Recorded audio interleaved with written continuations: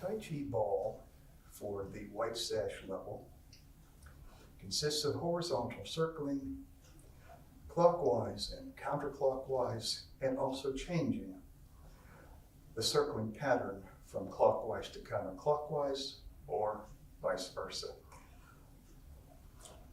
Important things to remember as we begin Taiji Ball is that we have an inner ball situated with its center in the lower dantian. And of course, then we have an outer ball. The inner ball leads the outer ball inside to side, and later on when we do vertical circling in up and down movement. This is, I think, most easy to see in the horizontal circling. As we do our circling, we coordinate with breathing, and we'll just start with return to childhood breathing. Later on, we will learn Taiji Ball breathing at a higher level in the program. So the inner ball and outer ball are side by side in front of the lower dantian. We exhale as the ball goes out, and we inhale as the ball comes in. As we start our practice, we will gradually make the circles larger, but not so large that they would cause the elbows to tense up. So always we want a little bit of reserve bend in the elbows. Exhale out, inhale in, gradually increasing the size of the circles, and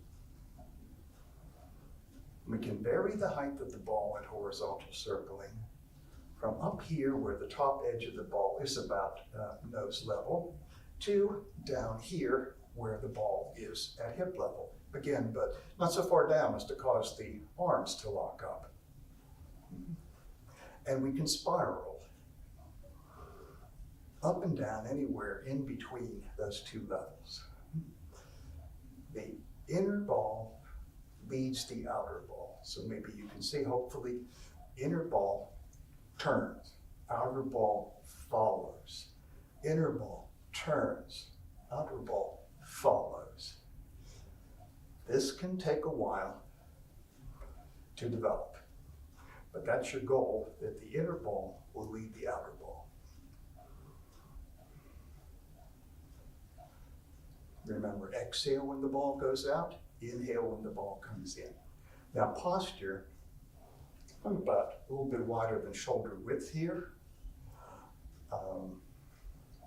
That's a good stance for stationary horizontal circling. Stationary means my feet are even, they're not moving, I'm not shifting my weight. When we do the horizontal circling, when the ball comes in, we tuck the buttocks under and flatten the lower back. When the ball goes out, we untuck.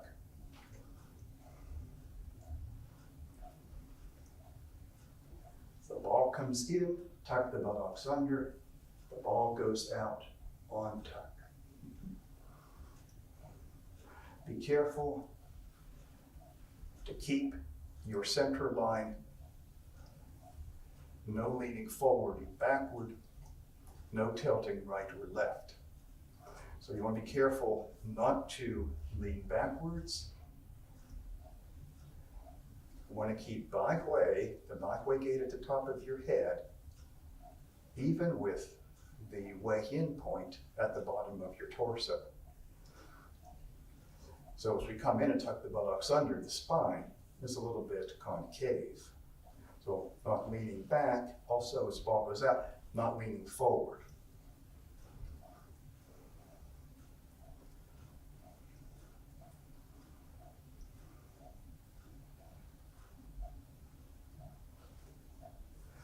After you do your Taiji Ball practice, if you have discomfort in the lower back, that means either the ball was too heavy for you or your posture was incorrect. In stationary, that would mean leaning too far forward or backward. If after Taiji Ball practice you have discomfort in the middle back,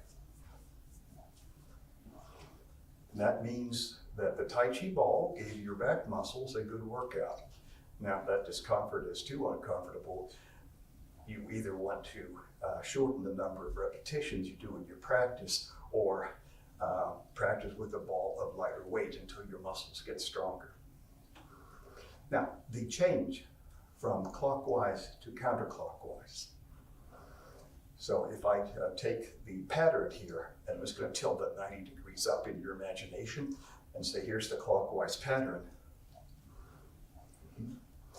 And we want to change direction. We don't stop and send the ball back, because that would violate Tai Chi principles. Tai Chi principles indicate we have continuous circular movement. We don't use force against force, so stopping the ball and sending it back would be force against force. Yeah, I know it's not difficult, but it's against Tai Chi principles. And we want to preserve the momentum, so we don't want to stop the momentum and then have to regenerate it all over again in the new direction. So we take the ball through the center of the circle in an S-shaped maneuver that looks a lot like the internal part of the Tai Chi symbol, the yin-yang symbol. The S in the middle of the symbol between the yin and yang parts. So I illustrate this vertically for you.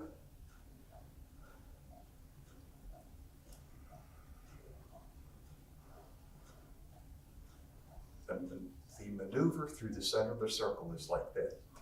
When we're stationary, not shifting our weight and not stepping forward or backward, the ball can come from the front of the circle to the back of the circle, or from the back of the circle to the front of the circle.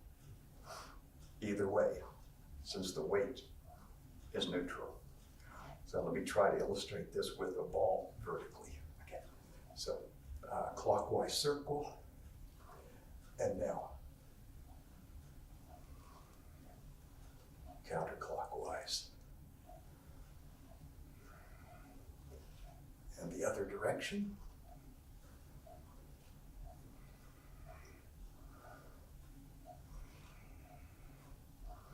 So continuous circular motion. We don't use force against force to stop the ball. And we preserve the momentum of the ball. Now remember also, in the horizontal circling, to keep your center line straight, endo tilt left to right.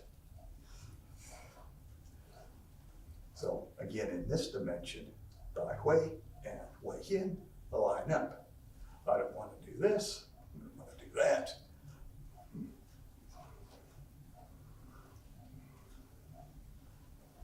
It's a good idea, if you have a full-length mirror, to practice in front of the mirror to check your movement and posture. Sometimes we can be amazed that what we think we're doing isn't actually what we are doing. So a mirror really helps in that regard, as of course does a good teacher.